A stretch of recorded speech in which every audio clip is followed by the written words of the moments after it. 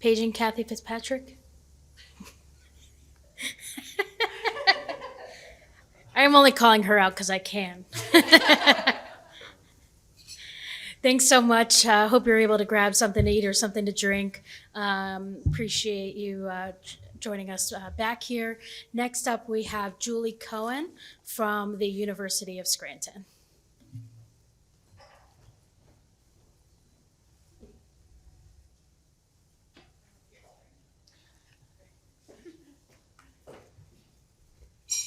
Okay, well, thanks so much for having me today.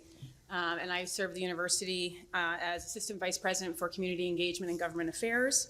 And I want to share feedback today based on two community-based initiatives that we've been coordinating over the last year with many community partners, many of whom I've seen are already speaking yesterday or this morning or later today. So I'll talk a little bit about the Living Wage Report 2022, and then the Scranton Story, our Nation Story project, which is largely funded by the National Endowment for the Humanities. I always have to say that.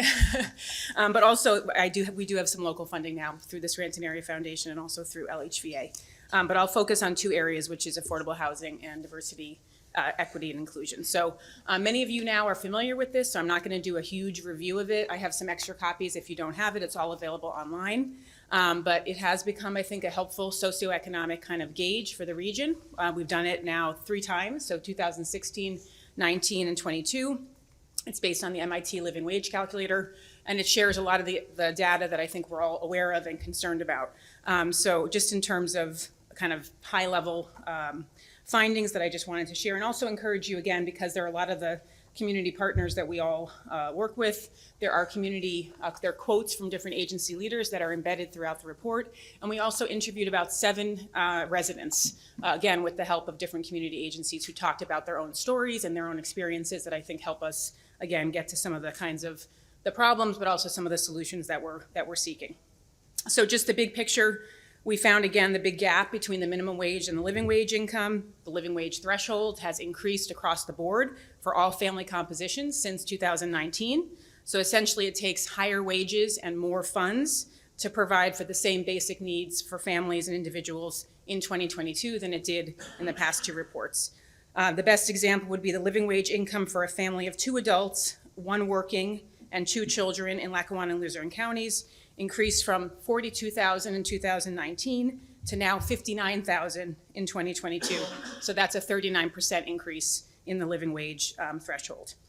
The regional median income is also lagging for households with children, so that's really important to think about. So our regional household income for any family that has children is below the living wage threshold. So then that's something new that we found. Overall, the regional population living in poverty also still remains disproportionately high, and almost every community agency that we talked to talked about needing to provide more services and also having families and individuals coming to receive services that had never come to them before. Obviously, the pandemic effect was part of that. So I just wanted to focus in on a couple of the recommendations that I thought were most applicable for some of the priorities that you all have put forward.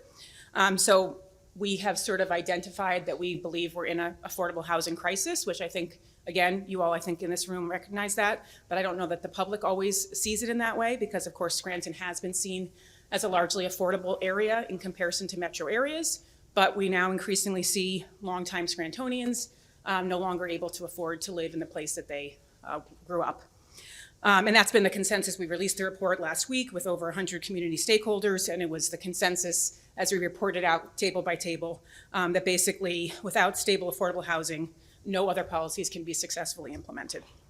So in the report, we have several different recommendations that we made about affordable housing, kind of looking at whether we can make just look at some new approaches that are in different cities and states around the country. We know that this is not a local only issue, this is a national issue. So I'll just name a few of them. Development, of course, of more housing options across income levels. We need to increase the supply to reach the demand. Many of the Institute had done a study, and obviously this is all in collaboration with the Institute. They've looked at how the housing that is being added largely to our 2-county area is more high income kind of luxury housing, including in downtown Scranton. And so we need to diversify that. There needs to be other housing that is more affordable for low and middle income families. Considering changes to zoning, encouraging or requiring mixed income housing development, which we don't have very much of. We've looked at examples in other states that use, for instance, an 80-20 model. That may not be the right fit for Scranton, but I think it's worth looking into. It is a state policy. It's relevant to state policy as well as local policy. Provides low interest financing to multifamily rental developers who commit to designating at least 20% of a developer's units to affordable housing. Other ideas were creation of social housing, where housing is co-located with different services, so jobs, groceries, so that affordable housing is not isolated. Incentivizing developers, and then building on home ownership counseling and cash assistance. And again, there's so many nonprofits that are doing great work in this area, and so we would encourage to fund and support those initiatives. I wanted to share just one of the stories of the interviews was an older adult named Mary, and she reported that just on a single Social Security income after the death of her husband, that she can no longer pay her mortgage. She's been in the home for nearly 2 decades, and the waiting list to get into the older adult high rises, for instance, in the downtown, can be 3 to 4 years. So again, one story that I think illustrates many of them. The other thing that the report did, which was new to the report, is that it focused on racial disparities. Again, I think we're very much aware in this room of that, but just a few of the highlights. That Black and Latino households have lower rates of home ownership, lower median incomes, higher rates of poverty than white populations in our 2-county area. And that's especially important in terms of the home ownership and then the connection to rents. So with rising rents, those populations are again being disproportionately affected by the rise in rental prices. Some of the recommendations: reviewing local and regional government and nonprofit policies, especially integrating an understanding of structural racism. I know the Scranton Area Foundation has been doing a lot around bringing speakers and really helping us to do that. Centering the voices and experiences of communities of color, economically disadvantaged, and formerly incarcerated populations. We will be making available the interviews that we did, like longer excerpts of them on the website, so that they'll be available for you to listen to. We need to better understand the causes of the disparities. So our instances of discrimination, other barriers. We did not get totally to the heart of that. I think there needs to be more input and more information gathered. We talked a little bit in the report about refugee and immigrant populations. So I won't do a lot about that today, but I'll just kind of highlight. There's been a lot of improvements in the community around language translation resources and services, but we need to do more. It's still not across the board. Knowledge about migration experiences, so the stories of people who have come here, why they've come here, and especially that we are trauma-informed and culturally responsive in our approach. So we need to be sensitive about the person who's sitting in front of us, what they've been through, and how that affects everything going on in their lives. And I think this is, again, important to all the different sectors. Physical, mental health. We need more mental health that is both culturally responsive and available in different languages. K-12 education, accessing benefits, job placement, court and legal system, home ownership process. So all those kinds of issues are really, you can apply them to every single sector. So, and on a positive, I think it's a wonderful thing that we have immigrants and refugees coming to Scranton who want to live here, who find it to be a good place for them to be. They don't want to be in big cities for various reasons, so how can we be a more welcoming city? And then I'll just conclude, I have 1 minute. On the Scranton story, our nation's story. So that's a big project. We're still a year away from finishing it. We've really looked at sort of telling Scranton's story in a more multifaceted way, and specifically focusing on underrepresented stories, so Black, Indigenous, and recent immigrant and refugee communities. And we've just found that there's really a hunger for that. That we've already done post-program surveys, and people are saying, I want to hear these stories that I have not been told, that I haven't learned in school, that I haven't, and again, this is not just a local issue, this is a national issue, and I think that's why the NEH is wanting to fund projects like this. So we will have a repository of Scranton stories next year around this time. That will be a lasting asset. But some things that we're just starting to kind of raise up are, we need to work on more diverse representation in our public spaces, arts, parks, and monuments, so that people walking around the city see their stories told in the way that we've told other important Scranton stories. And then curriculum in K-12 and higher ed. I'll speak for the university. This is a work in progress for us too. We don't have a lot of professors who talk about or work on Native American history. We're just starting to create a Black Studies program. So this is a community effort that needs to take place.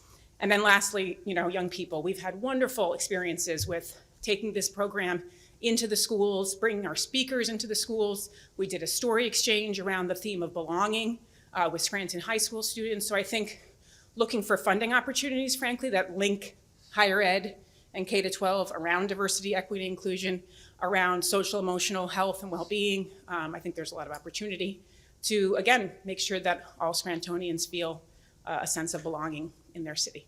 Thank you. Okay. Hi, Julie. Hey. Wanted to ask a question at the intersection of kind of your two big themes, affordable housing and DEI. Can you speak at all to kind of the specific experiences that immigrants or refugees face in terms of finding affordable housing or kind of accessing or maintaining? I'm curious if there's anything kind of specific to that story that you've been hearing that might be worth talking about. Yeah, so there are some housing opportunities that are really helpful for immigrant and refugee populations, and not to single out, but there's a lot of immigrants and refugees that live in Midtown apartments, and that's they find a positive place there. It's very diverse. If you go there, you're finding everyone in Scranton lives in Midtown apartments, so and that's income based. I think it's also important for immigrant and refugee populations. I can't speak for them, or I'm just giving some my own thoughts, is access to space to garden. So like, frankly, if you live in a high rise or in an apartment building that doesn't have any space outside. So I know one refugee family who had been on the second floor, now they're on the first floor, which means they have some access, and Midtown Apartments does allow for you to do a little bit of gardening. So that's important. But I think there's a lot more need, and I've seen that immigrants and refugees have also been placed in housing that's substandard. There's been problems with that. They've had to be moved. People take advantage, and we've worked with NeighborWorks really importantly around housing, home ownership, like workshops for Congolese refugees. There's all sorts of horror stories, unfortunately, people being taken advantage of in the home ownership process. Thanks. Thank you for covering both areas so well. Both are so important. And I think, you've been a part of our collective efforts in looking at equity within the housing space, which we clearly need to escalate our focus on that, as well as just the general DEI roundtable conversations that we've had over the past year.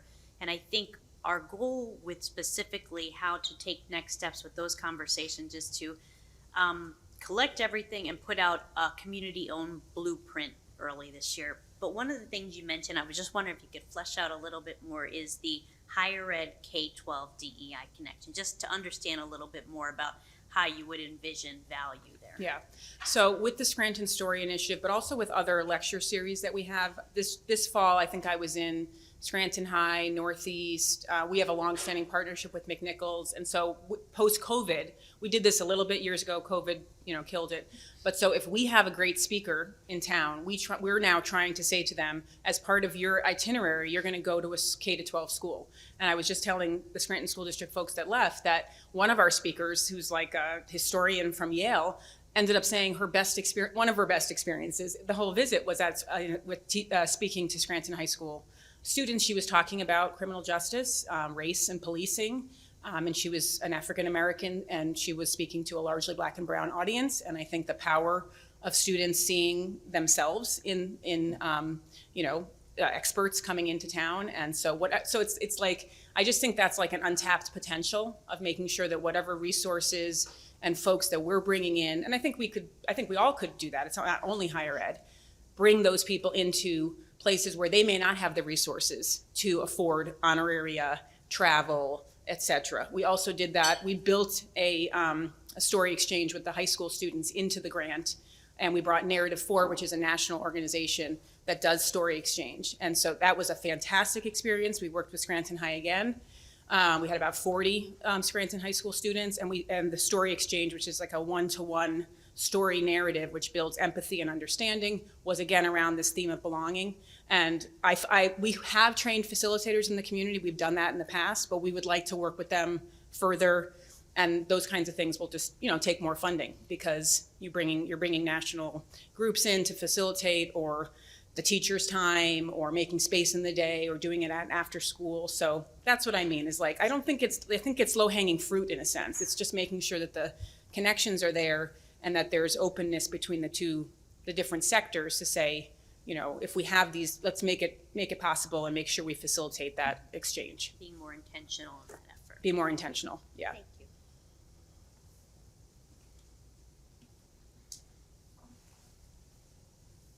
Thank you so much. Okay, thank you.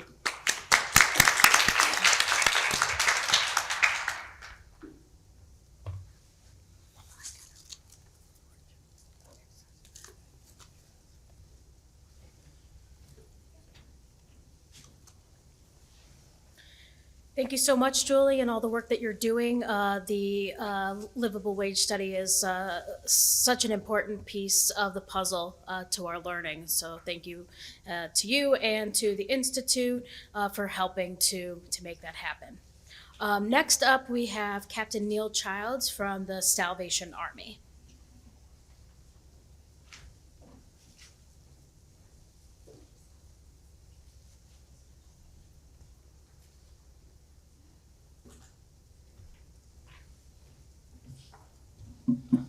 Good morning. I am Captain Neil Childs, along with my wife Kirsten, Captain Kirsten Childs, and we are newly appointed administrators, pastors of the Salvation Army Citadel Corps here in Scranton, located on 500 Washington Ave, South Washington Ave. The Corps has been in the Scranton area since 1885. In that time, we have had several different programs and services offered to the Scranton community.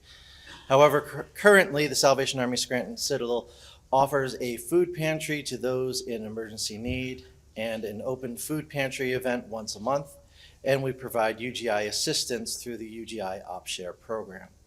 So basically, we are looking at the improvements to quality of life. Now, my wife and I have been assigned to this location effective June 29th of this year. Since arriving here, my wife and I have been working to find the need in the community by reaching out to several of the community leaders, including the mayor and the mayor's office. We found that there is definitely a food insecurity in this area. And as such, we are looking for ways to meet that need and what we can do to help with the process of eliminating that need. Currently we are addressing the issue of food insecurity through our food pantry and through our open food pantry once a month. One of the other issues that was stated to us as having need is the increase in youth violence in the community. And as such, we are looking at another program called Bridging the Gap that we're hoping to institute to help work through that program, through that issue as well. Some of the barriers we are seeing is that there's such a diverse culture here in Scranton with different needs, which need to be approached differently. For example, during our Christmas sign-up, we found that we have families from all over, including Colombia, Ecuador, Mexico, Puerto Rico, the Dominican Republic, Panama, Haiti, and other nations. As such, we were fortunate to have a volunteer who is versed in many of these cultures and the differences in language and was able to get them signed up for Christmas assistance without offending anyone.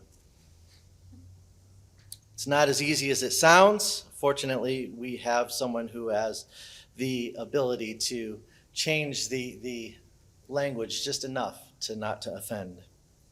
Now, there are several organizations in the Scranton community that offer similar services, and many of our clients know this. Therefore, they will go from organization to organization for the handout. They know the system better than many of us do, and they know who to see and when. Now, we've recently returned to we at the Salvation Army have recently returned to our pre-COVID way of doing intakes for our food. This means that families need to come in to our office, provide documentation for individuals who live within their home. Now, during the height of the pandemic, we were providing simple drive-by food pickups with no documentation. We just basically asked to see an ID. Now, we've also seen, since implementing the pre-COVID process, we've seen a reduction in the number of families who have come in for assistance now with these protocols reinstated. We were seeing anywhere between 3 to 350 families a month, but with the reinstated protocols, we're now seeing 130 to 150 families per month, which equates to just over 6,100 individuals a year. In the near future, we are looking to hire a caseworker who will take the time to work with each family and provide additional resources to help them out of their current situation so that they don't have to keep coming in for emergency needs.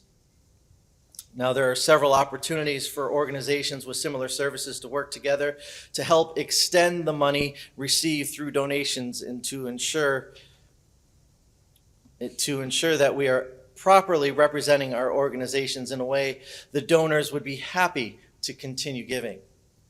It's not a matter of competition between organizations, or rather it shouldn't be, but it should be an attempt to work together to meet the need in the community, sharing resources without hindering each other.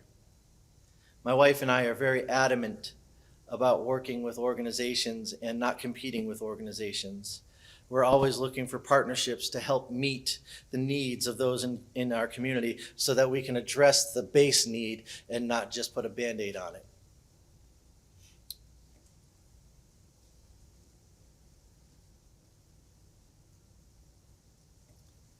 There are many different opportunities for us throughout this community to work together and to find ways to meet the need, and again, to meet the base need, find the issue and truly address the issue. That is our goal.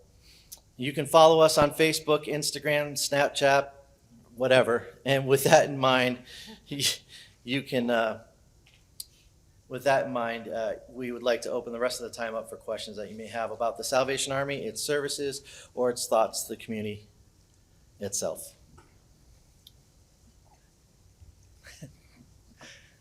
Thanks for coming, Neil. Thank you.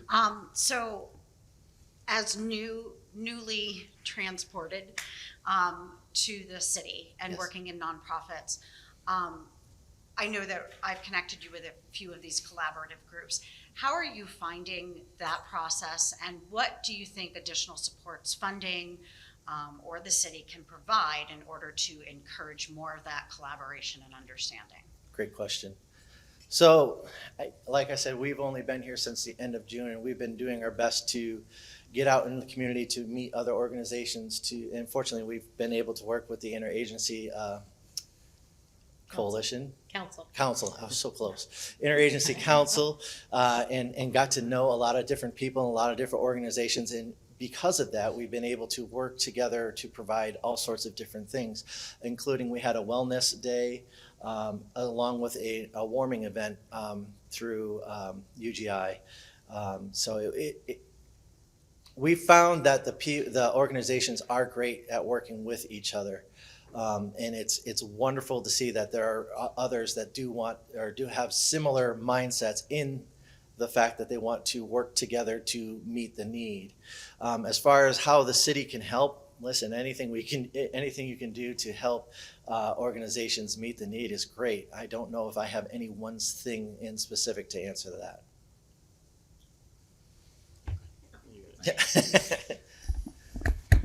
Hi. So we at the city, we are taking a big initiative when it comes to violence prevention, especially youth violence prevention. So can Right. you speak a little bit more on the Breaching the Gap Bridging the program Gap that you program, mentioned? certainly. This is something that we're looking into. It's not something we've actually implemented yet. It is a program that has been running through the Salvation Army in other states. And it's, as a matter of fact, where my wife and I originally came from was the original location for Bridging the Gap program. In that situation, what it was a program for first-time offenders. We would work specifically with the judicial system and with the name's escaping me. Excuse me, but primarily with the judicial system, so that if a first-time offender comes through the system, they are given the opportunity to either serve their time or they go through this 12-week program. It's a very intense program. Where they would go through a variety of counseling. There would be programs in order to help them find alternative routes for whatever their situation is. For instance, there would be computer classes, there would be additional trainings and such.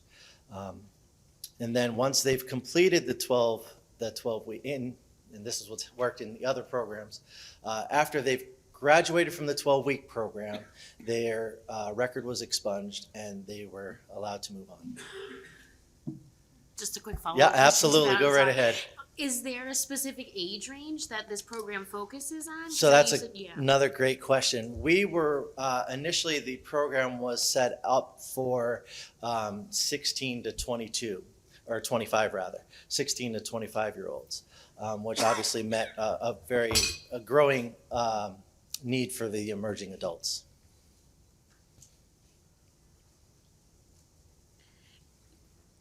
Another follow-up question. Go I'm ahead. sorry. No, go please, go ahead. So I know you said that this isn't really one that's started or that we're really off the ground in this area Yeah. right now. What Right. do you need, or what other, what are the That's a- barriers to getting it started in this area? Good question. So specifically? right now, obviously, funding is the primary need. The additional thing is we need to find the right people to be the intake and counselors for the program. We're anticipating in the overall scheme of things, and again, we haven't put the full proposal together yet. In the overall scheme of things, we're looking at servicing probably about anywhere between 10 to 20 individuals at a time.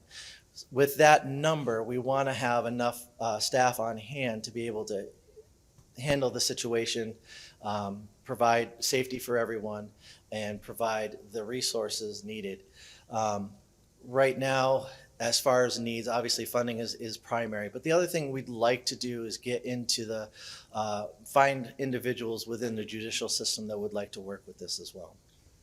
Well, one of the things that is a primary focus of the community forum is obviously getting all of the nonprofits to work together as like Sure. one cohesive unit. So, would the Salvation Army with this program, would you guys be interested in partnering with other organizations? Because there are quite a few other nonprofits that do very similar things, and I think that it would be beneficial Absolutely. if we could just all work Absolutely. together. to With provide with the resources. growing, and again, with the growing number of those in domestic violence or youth violence right now, the fact is not any one organization is going to be able to handle everything.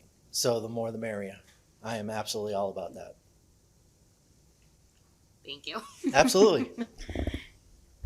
Great question, Selena. I think you're absolutely right. I think there can be some great convening opportunities, particularly around that, and some great outcomes that can come because of the dedication in that area. I do have a question about the documentation that you require Sure. for the food distribution, and Yep. and if there's barriers there that could potentially be excluding those. What would your be concerns about the drop in number if there are people being excluded for certain reasons that beyond When I say Duplication. we're looking for documentation, know that we're not like trying to check and see if they're legal immigrants or anything like that. It's nothing like that. All we're looking for is a place of residency. We're looking for information on what they're experiencing for bills, what they're bringing in for income.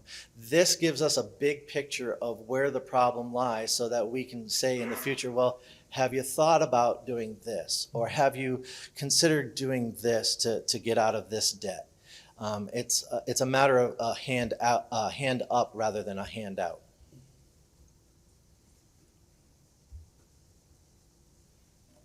Anything else?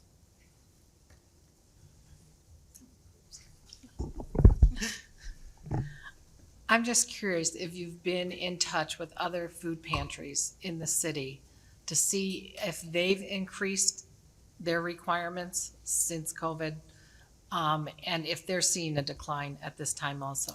We have not been able to get a hold of anyone as of yet. Okay. We are trying to reach out to a couple of different organizations to find out what their protocols currently are, just so that we're in a similar pace.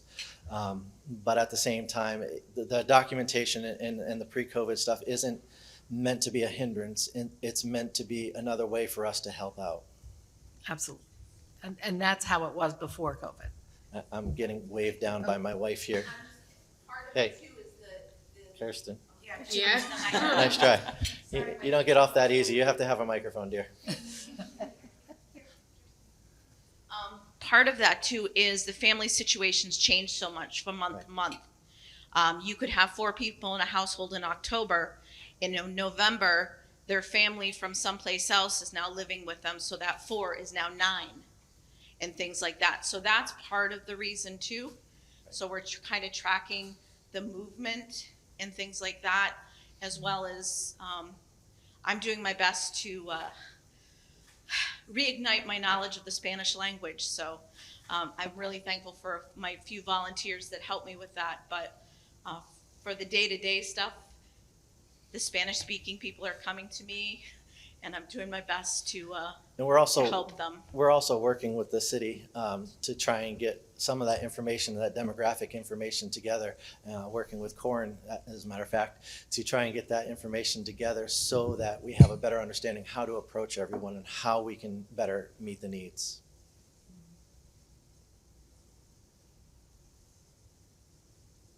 That it? All right. Thank you very much. Thank you.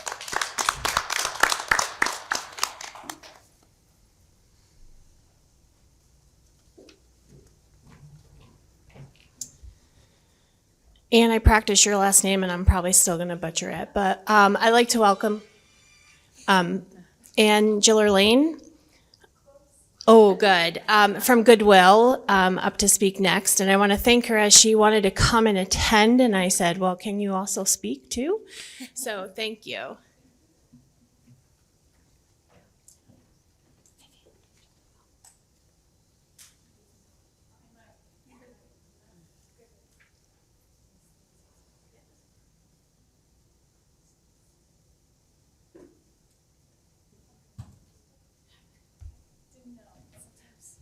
Some days are better than others. Good morning, everyone. Thank you for inviting me. I appreciate being part of the collective of voices that are here today, talking about the different things that we identify in our community. As Vivian mentioned, my name is Ann Gillerlane, and I work for Goodwill Industries of Northeastern Pennsylvania. And I am a program developer and grant writer, so that's my role for that agency. Goodwill is a pretty well-known brand nationally. So I think most people, though, identify us as people with retail stores, which we do have many retail stores, which are great places to get bargains. However, what people don't always know is specifically about our Goodwill in Scranton is that we also have a mission side to our organization, and we provide services to the primary population of people with intellectual disabilities. So we have group homes, we have day programs, and we have employment services. We are a little odd in that we have a couple of other projects that we've done over the years that don't quite fit into the overall mission. Some of you may be familiar with the Theater at North. That is a Goodwill program. 20 plus years ago, the former CEO had, and I bring this up because it's connected to the housing topic that has been really a dominant theme today. He had a vision for the North Scranton Junior High School that he had attended as a kid that had been an abandoned building for 20, 30 years, and spent about 20 years waiting for the stars to align with all funding systems in the universe that were needed, which were federal, state, local funding to get support to renovate the building, which has become a housing, I think it's 38 apartments for people who are elderly and low income. So I wanted to mention that because mostly it's a huge achievement and we're really proud of it and it's wonderful, but it was a 20-year long journey to get that there. And I think that speaks volumes to some of the kinds of challenges that we face and the bureaucracy and all of the how difficult it is to do something that concrete and so obviously desperately needed in our community. I mean, we could probably use 20 or 30 easily more of those kinds of projects to just begin to address some of the challenges that we have. But so at any rate, one of the things that we were asked to speak to is like what some of the challenges are that we face as an organization, and also some of the challenges that the people we serve face. So from an organizational point of view, I would say we're like a lot of other businesses in our community at this time, which is we are having a hard time getting employees, and retaining them. And that's due to, I think, again, a lot of global issues that many agencies have, which is that there are more jobs than we have people qualified for them, that because we are a social service agency, our wages are not reflective of the skill and the educational level that is required of the people. We continue to be a low-wage area, and that really impacts capacity of an agency to do all of the things that you want to do. So I was mentioning to someone earlier that it's really hard to do creative, innovative, really high-skilled programming when you're constantly having new people coming in, and it takes at least a year for that new person to have a really solid grip on what it is that you're doing, because the issues that we work with are very complex issues, especially, I didn't mention a lot about the employment, so I'll dive into that a little bit. Working with people with disabilities and people, we do have a justice involved program as well for folks that are in the Lackawanna courts, which is a phenomenal court system that we have in the program that's here. I can't speak highly enough of that. We also do community-based employment, so we've worked with vets, we work with community, just general community members in trying to support them in getting high-wage jobs and so that they have livable wages. So going back to agency, it definitely, the labor shortage, the labor turnover impacts capacity, which does impact, I think, our ability to do bigger projects, longer term things, and to dive deep into things that we'd like to do. The other topics that, in terms of challenges for the people we serve, are things that you've heard about already that I'll just continue to expand on, which is housing is huge. Housing is like a really significant issue. If it's really hard to create a stable life for yourself if you're housing insecure, if you're sleeping on someone's couch and you're rotating places every couple of weeks. And I think there's probably more people doing that than we realize. I think the reentry population, the justice involved population, that's a really huge thing. We spend a lot of time with people and who, by the way, are on a very rigorous program determined by the courts for them to be in that program. We can spend a month or two just helping them to get birth certificates, IDs, bus passes, just really basic things to show that they exist in the universe and that they're here. And those create barriers for everything else. You can't get a job, you can't get a place to live without those basic things. So I just wanted to emphasize that like there's some really basic things that are missing for the people that we serve that aren't easy to get, and people don't always realize it's a struggle, and that it can take months for that stuff to take place. We've talked a lot about DEI, and I want to say that those are obviously a live topic and one that's worthy of discussion, and we need to delve deeper into. One of the things that I feel like as a community that we could focus a little bit more on is I still feel like people with disabilities kind of get caught behind all of it, and that they're not always brought to the forefront as part of that DEI conversation.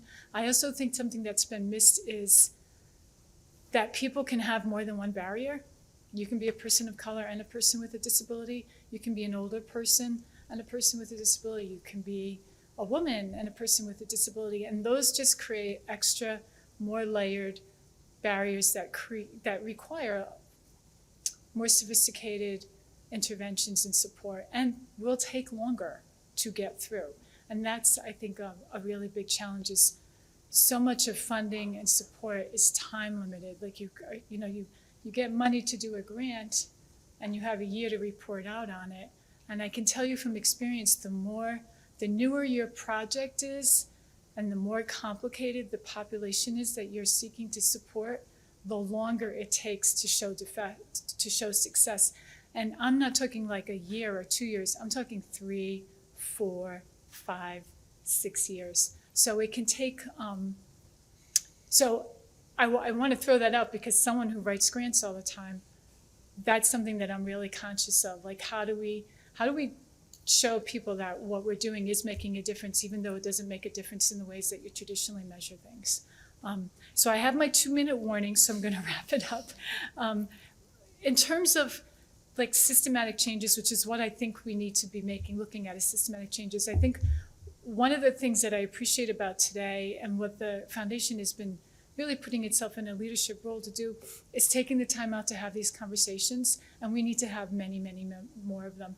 I know from a provider point of view, we are stressed out agencies. We are undervalued a lot of times, certainly underfunded, and trying to do too many things at once, which is not a place to be in to do creative problem solving or system change. That's in a place of like trying to survive.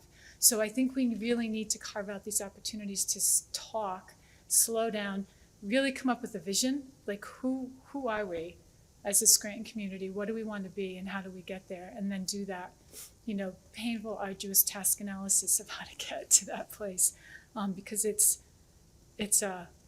not an easy solution, and they're big. What we're talking about are huge, huge changes. So thank you.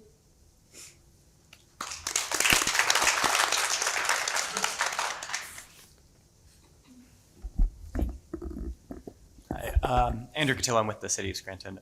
Thanks so much for coming today. And I wanted to follow up on the theater at North and that theme that you were talking about, the kind of affordable housing development piece. I guess 2-part question. One is Goodwill having any conversations about, maybe not building another 20 or 30, but maybe one more or anything in the pike? And then, we'll start there. So this is my non-official statement that's being recorded, of course. So it's really top secret. I would encourage us to do that. Mm-hmm. I don't think anyone wants to dive into that, to be honest with you, because it was pretty arduous. Mm-hmm. But I think we've done it. I think it would be great to do it again. And there's such a desperate need. And there's so many different populations. And I would love to see us do it for the justice-involved population, because we're already have a tiny little toe in that. I think that would be really cool. So if you wanted to encourage, talk to me more about it and say, this would be a good thing, I'd be really happy to do that. That's great. And that leads exactly to my next question, which is kind of what would folks in this room be able to do to kind of, and especially from lessons learned from the kind of last project too, what do you think would help pave the way to make that more possible for Goodwill or any other organization that wanted to take on a kind of a big development like that? Well, I think for us, just initiating the conversation and saying you're interested in wanting to be a partner, mm-hmm. and then starting the conversation and then the collaboration, which would probably take I would think a couple of years to just talk about it and get it done and start aligning all of the forces that are there, because there's so many different huge bureaucracies to work through. But I would love to be a part of that conversation, and I'm sure that there are other organizations that would like that. So I think an invitation to start with would be really great. Thanks so much. Sure. I'm probably in so much trouble now. No, it's okay. Anything else? And can you talk about the workforce development that you've Yes. done with Johnson College and the literacy program? Sure, I'd be happy to. Thank you for prompting. I meant to talk about it, and then I got thrown by my 2-minute warnings. No, you're fine. Don't worry. I needed it because I could be here all day. So one of there were 2 topics I was asked to talk about. One is workforce development, which I mentioned a little bit, and the other one was digital literacy. So one of the small projects that we have developed in cooperation with Johnson College is a digital literacy program where we are going into the school and they are sending students to us who are not proficient with digital skills. So I think our stereotypical candidate for digital literacy is an older person who didn't grow up with computers, who's never had a computer class, and is intimidated by and doesn't want to or doesn't know how to access that. And that's certainly true. That's certainly true. And we certainly have broadband issues in the county and accessibility. Transportation impacts who can have access to what if you don't have something at home. But one of the things that we realized in some conversations with folks at Johnson was that they are having 18, 19, 20-year-olds come in who are also not digitally. They don't know how to use a computer. they know how to use their phones. They are really good at using their phones, and they know how to use social media, but they don't necessarily know how to create a spreadsheet. They don't know how to even do email always. They don't know how to do a Word document, how to write, do really things that we take for granted and that we do as a part of our everyday lives. They're not proficient at that, and that is impacting their ability to be successful at school. So we are camping at their place and using some of their resources to help be the people that do the extra layer of support so that students can be successful. So, and that's a new program, and I'm hoping we can, like all new programs, it's slow to start. So I'm hoping we can do that for a couple of years and then maybe expand it to other areas. And I'm curious about if you're seeing issues with broadband connectivity or access to internet. Yeah, I think that one of the things that we definitely have an issue, it's really the access to internet and transportation thing. So those folks that don't have access to internet either they can't afford it, or they live in an area where there's not, which is more the northern tier of the county. They also don't have the transportation resources to go to a place like a library or, there's a lot of different places in the county, including Goodwill, that it would allow you to come in and use a computer lab to do whatever you need to do. And we don't get a lot of traffic. It's a very underutilized resource. And I think it's because partly that people can't get, we're only a block away from a bus station, but a block if you have a mobility issue is a long time. A block if you are unfamiliar with the neighborhood and you're not feeling comfortable walking around, that can be a really significant barrier. So we do.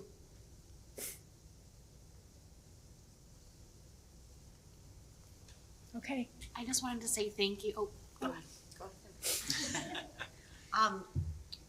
So, right, DEI is on the plate right now, and I think that oftentimes when we sit down in a room, we look at it very much from the perspective of color, culture, all that good stuff, age, gender, and I think that ability gets knocked out of that a lot. Can you expand a little bit more on truthfully what you think in encompassing equity across the board, what actual outreach or steps are going to need to happen to kind of bring everybody to the table, especially individuals with ability challenges? Big question. Thanks. So this is Anne's opinion, just to clarify. I think that there's still an incredible amount of discrimination against people with disabilities. I think especially if it's not a physical handicap and people can't see it, that there's all sorts of assumptions made towards a person. So those are like global cultural things that need to be discussed and talked about all the time, because it's really easy to make judgments about people and what they can and what they can't do. I think people also one of the discriminatory attitudes is that because you have a disability, you are less capable intellectually and on every other level of being able to do things, and that's just really not the case. So a lot of it, I think, is just attitude, and that advocacy, and that's one of the things that I'm really hoping that we are, as an agency for Goodwill, are more intentionally moving towards an advocacy platform of putting this on the table as something to discuss and talk about it, and weave it more intentionally into all of our tools like websites, social media, all of those things, because it's really difficult to get through attitudes. Like that's that's like a most basic place to start, because at the bottom line is it's a civil rights issue, just like race and culture and everything else. It's about people being given an opportunity to do what they can do and to do it as well as they can do it. And that really isn't as complicated as people think it is. Adaptations and modifications are not hard to do if you can afford a little bit of flexibility, and most of the time, most of us can. And if you can do that. So I think really the starting point is the conversation, and to just make that a very intentional part of who is Scranton, who is Lackawanna County, what do we want to do, who do we want to be, who do we accept. I think that status, like 1 out of 4 people have a disability or some kind of barrier. That's like a lot of us, that's a lot of us. So, and if you're not there, chances are you're going to get there. So we want to create a place that is supportive of those kinds of things. And then the other thing that I think intentionally is really important to do is create cultures of natural supports, which we do very informally. When you start a new job, you figure out who I really like and who I may not like quite so much. And you obviously gravitate to those people who you like and you get along with, and you all start informally supporting each other. You going out to lunch, can I get you something? You need, oh, you don't know how to do that, let me show you how to do it. If we can institutionalize that kind of support, and it's not just like a hit or miss cultural experience, then you would have a lot more people being successful in all aspects of life. So, okay, and I could go on and on, so I should probably run now. So thank you for your time.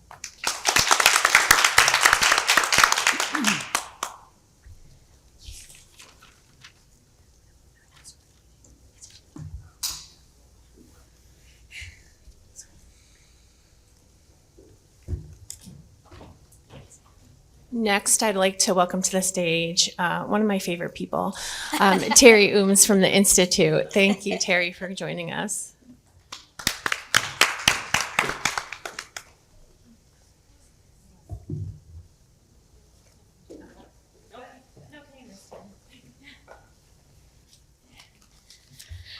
So thank you. I appreciate being here. I'm your wrap-up speaker, which means I'm between you and lunch. So what I've heard this morning, everything everybody says is true. It is a problem, and there are root causes that I think we have the capacity to address. And Anne, if you thought you got in trouble, wait till you hear what I'm going to say. But here's the challenge. So Julie talked about the living wage. The living wage is certainly an issue. It was an issue prior to COVID. There was a difference between the living wage and the median income for this area. And I don't think people really understand what a living wage is. So it's incumbent, at least upon our organization, to better articulate it to various stakeholders in the community. And the living wage is basically individuals living with a roof over their head, food on their table, medicines that they need, the ability to transport themselves and their families to work, to school, to doctor's appointments, to have their utilities on. And that's pretty much about it. It doesn't mean you get to go on fancy vacations. It doesn't mean you get to buy streaming services. And it doesn't mean you suddenly open up a bank account or a savings account and start building for retirement and work. It means meeting basic needs. And bottom line, if you don't, you live in poverty. And this region has had an issue with poverty for decades, as is almost every community in the country.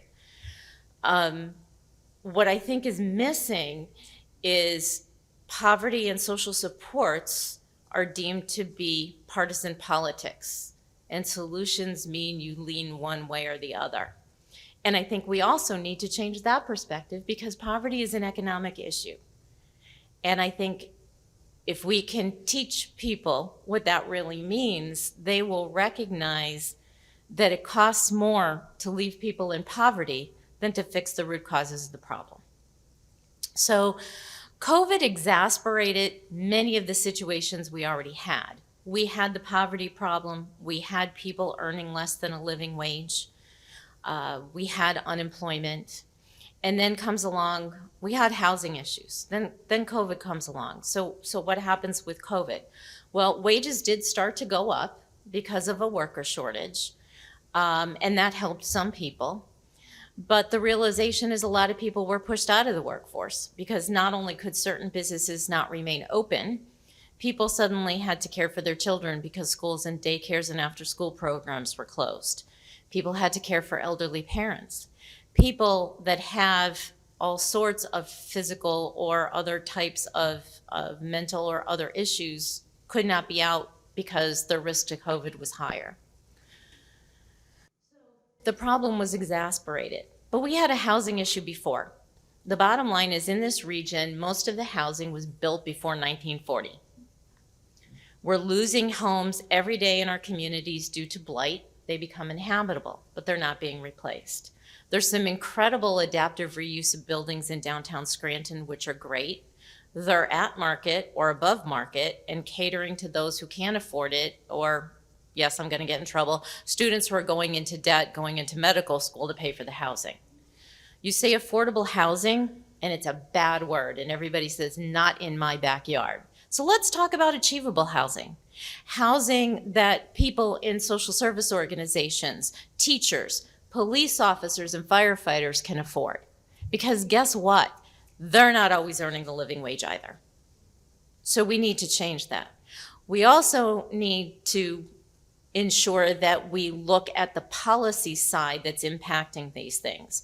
So developers building apartments or housing, let's implement inclusionary zoning, another unpopular topic, which requires them to build certain amounts of achievable housing to support people. We also have a discrimination problem. And whether it's race, ethnicity, having to do with disabilities or sexual orientation and gender, it exists. And it's a problem we need to face head on because we are becoming a more diverse city and county and region. And that should be celebrated. Because do you know how many people leave this area to go to New York or Philly, to go to Little Italy or Chinatown and experience all those other kinds of things? Well, we can have it here more than we already do. We're already starting to see celebrations of different races and ethnicities in our community. We're finding that the cultures that have moved here are familiar cultures. They do a much better job of taking care of their elderly than we do. That's why there's multi-generational families living in a single household. They're entrepreneurial. There are small businesses propping up. That needs to be celebrated. We need to, frankly, change the perception and educate and inform. And I'm going to be blunt and say we were built as a melting pot in the 20s, 30s, and 40s. The difference then is people's skin were white. It's not all white today. And there is a discrimination problem in northeastern Pennsylvania. And we need to get over it. My simple saying, which my kids say is stupid and too simplistic, is we all bleed red. You know, we all got the same issues. We need to work together collaboratively. We also need to focus on root causes of issues, because by addressing root causes, it will ultimately cost less in social supports to mitigate problems. Now, we're not going to mitigate everything entirely, but it should be the goal of every single nonprofit in this room to put themselves out of business because they solved the problem they were working to achieve. That should be your long-term goal. It's going to take generations, but if we start with children and families today, I think we've got a good shot of mitigating some of it. There's public policy on a city, a county, a state, and a federal level that need to go hand in hand to help focus on systemic changes. But I think all of us in this room have to educate and not assume that people know, not assume that people understand, but also connect the dots. We are going to continue to struggle in part because of our population growing older. Demand for healthcare and other social services and supports are going to continue to grow. We as a region are going to continue to face difficulties in our business community because the bottom line is we have less people than there are jobs available. There's also a slight skills mismatch, which is problematic. But this is not just northeastern Pennsylvania and Lackawanna County, city of Scranton. This is nationwide. We have an older population that has left the workforce, some of it exacerbated by COVID, some people retiring. Those baby boomers have 18 more years to retire, and the subsequent generations behind them are much smaller. So that workforce issue is not going to change. It's still going to put upward pressure on some wages, which is very positive. But what we have to work on is ensuring more equitable access to knowledge about jobs and careers, education requirements, hard skills and soft skills at a very early age. I'm talking middle school. You want to get to kids by the time they're in 8th grade before they pick their coursework for high school. You want to educate the parents because there's still a number of parents that think if you don't get a 4-year degree, you're nothing. And this is where I'm also going to get into trouble. We're a product of higher education in the business community, but there are a lot of jobs that don't require a 4-year degree, that do provide family sustaining wages and beyond, and need a credential, a certificate, a 2-year degree, apprenticeship training. Again, there's a misperception in the community. So information, education can help. Public policy supports can help. And we're committed to providing the data to educate and inform. And we want to be that nucleus for you so that you can be all those tentacles that go out to all of your constituencies and help to educate and inform. And every year we prepare a policy agenda. If you don't subscribe to our policy tracker online, please do, because it will give you ammunition to go to our local, state, and federal representatives for change.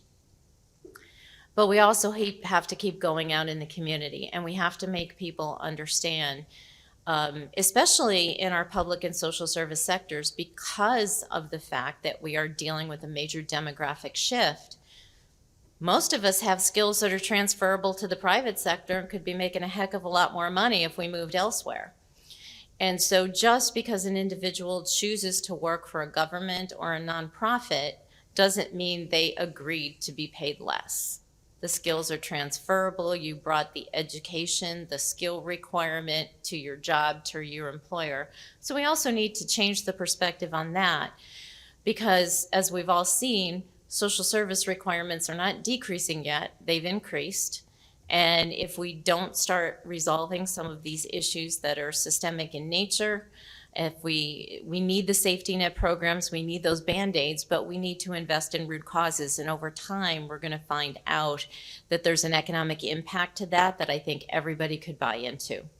One of the big factors, and it's a public policy issue that we've been working on for years now without success, is the benefits cliff. So people start working, they start bringing income, they begin to no longer qualify for social service supports. So some deal with it and continue to live in poverty and all of the issues that are associated with it, and some find that they're better off not working.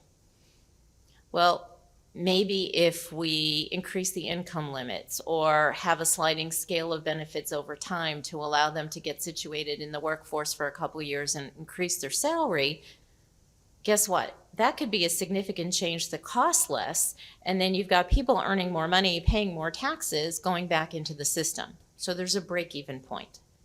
It's not a partisan issue, it's an economic issue. But again, education is required. I could go on and talking about data and policy changes and keep you here all afternoon. But like I said, I know I'm between you and lunch. So you've heard from some great speakers this morning that really have their pulse on what is happening within their communities.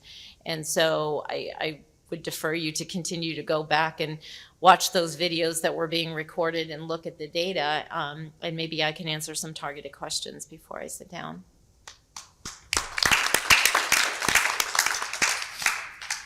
Thanks. Hi, Terry. Hi. In talking about discrimination in the area, I was wondering if you could talk a little about how that the Institute has seen that play out in its research that it's been doing, kind of just what some top-line salient points might be, and or how it's difficult to find, or how it's difficult to find discrimination in the research, or kind of how to find those proxies. Well, it's certainly not a number that's reported on, but we do go out into the community and we talk to people. So we collect primary data. We do small focus groups. We do interviews. We not only talk to many of you in this room as providers, but we go out to individuals because that's the best source of data on what's working or not working for them. And we've heard horror stories about individuals being taken advantage of by landlords, by employers, threatening, even for those that are here legally, threatening, turning them over to ICE and things like that. not having things available in multiple languages or individuals in positions of law enforcement, healthcare, and leadership that speak those languages. Not having the written documentation in multiple languages.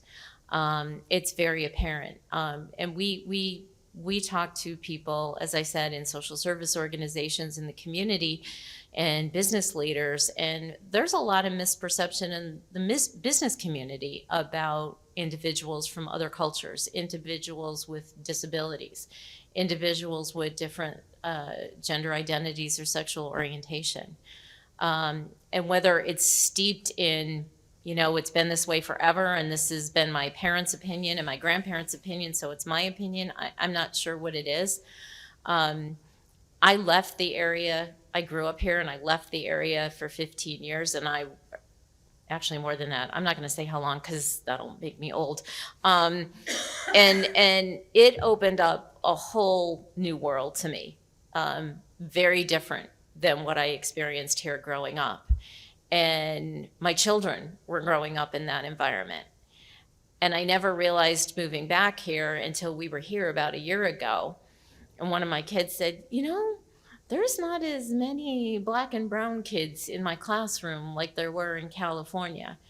And he said, I didn't realize that until somebody mentioned it to me.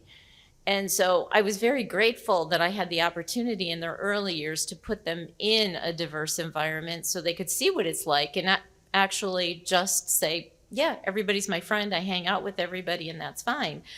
But that's not the case if you've never left here. So stereotypes do prevail.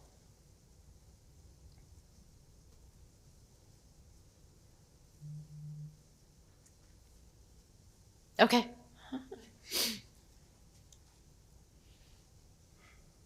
It's nice to see you, Terry, and thanks for the question. I think I have two parts. I'm wondering, one, on how prevalent the discussion is right now about the demographic shifts. So it's a part of the data, thinking about wages and education and those other things. And the second part of that question is, what do you think would be needed here in Scranton to start to address some of the challenges around discrimination, equity, perhaps in partnership with how well or how frequently you're sharing the demographic shift data? We've been talking about the demographic shift for a couple years now. It is present in all of our research. We're finding we need to do a better job as an organization of deploying that research. So we've enhanced our social media presence. I'm not sure it's still enough. We are working on creating research briefs that may be 1 or 2 pages long because people don't want to sit and read a 20 or 30 page study. So we are trying to do a better job with that. We've been working with WVIA on a data visualization program where they're taking our research and creating 3 to 5 minute videos about the topic to air on their website and on their television station to help educate and inform. So that's part of it. We did work with the city of Scranton on an equity plan and put together a number of recommendations. And I would like to stress that the recommendations were not just things the city has to do.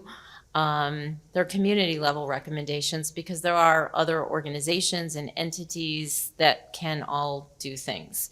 Lackawanna County has started putting all of their employees through a DEI program at Penn State Scranton to educate them on diverse cultures and backgrounds, and I think that's a great start. Will it reduce or eliminate certain stereotypes and prejudices? I think in some people, yes. But as in everything, I don't think we're going to totally eradicate it, but I think we're going to be able to do better.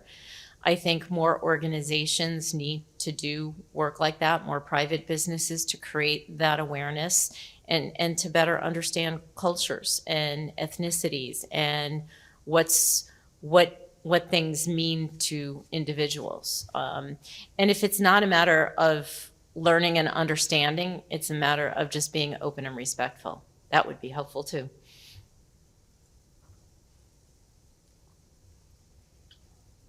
Any other questions? One of the things I would ask all of you is if you're not on our mail list, please go to our website and put your email address in to get it. We produce a weekly newsletter called the Institute Review. And the Institute Review summarizes case studies from around the world that communities and organizations are using to solve all sorts of problems. So it looks at equity, it looks at health and social services and housing and childcare and even education. And we could see and then track whether those things are working because they may be replicable here. I think it's important to understand we're not on an island in Scranton. The issues are not just region-wide, they're statewide, they're global. And so we can learn from others. And so we're trying to bring those case studies to the forefront so that we can say, okay, maybe this strategy with some minor tweaks could work in this environment. But it's a good way to learn about them. Okay, thank you.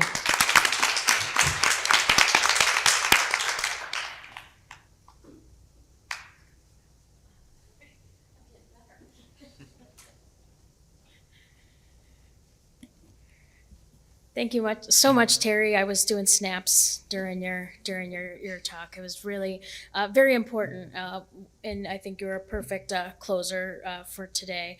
So I'm not going to do too much of a close. I do want to give the opportunity if there's anybody from the city that would want to say a couple closing words. No pressure to do so, but want to give you the opportunity. I think we'd be remiss if we didn't thank Scranton Area Foundation for putting this together and giving us the opportunity part of it, and obviously thank all the nonprofits that took part here today. So it sounds rote to say it out loud, but I mean this doesn't have to happen. These days don't have to exist, and so just really thank you everybody for putting in the effort. And I know I have a big page of notes. I know we all have big pages of notes. So we're going back to some homework, and I hope that other folks in this room feel the same way. Thanks. Thank you very much. I mentioned yesterday morning when we were kicking off that, we're going to be looking to do, share out the videos that have been recorded, make sure people that, it's a busy time of year, so understand that not everybody can devote a full day to sitting and listening. So want to make sure that gets shared out. How can we, share some of the learning that we had, word clouds, and I see the words popping up. Housing will probably be as tall as the ceilings here. Poverty, wages, healthcare, childcare, transportation. And I think one of the things that at least I feel hopeful for, I think it's very easy to leave these conversations feeling down, feeling like it's all bad. But I'm hoping that you also leave a little bit energized, maybe with some ideas, maybe with some thoughts, ways, solutions, big and small. I mentioned yesterday as well that working with a community foundation, had heard from a community foundation in Florida who talked about that NASA did not build a single thing themselves. They did not build the lunar module, they did not build the space suits, they did not build the launch pad, they did not build the rocket. It was built by hundreds and hundreds of other companies. They just orchestrated. So I think the other word that I think will come up in a large part is collaboration. And so I do feel hopeful from these conversations that with some collaboration, with some creative thinking, and as difficult as it is, as Ann pointed out, this is such a busy time of year. But I'm glad we took the time to hit the pause button and to think strategically. I think we've been in panic mode since the pandemic for a good reason. So I think now is the time for us to start getting strategic and getting thoughtful and getting creative. So I thank you for taking the time the last couple of days. If you were not here for the whole time, I encourage you to listen to our other speakers, have some really amazing insights. And we look forward to 2023 where we can start thinking more holistically, more creatively, and start solving some of these problems. So thank you very much for being with us today.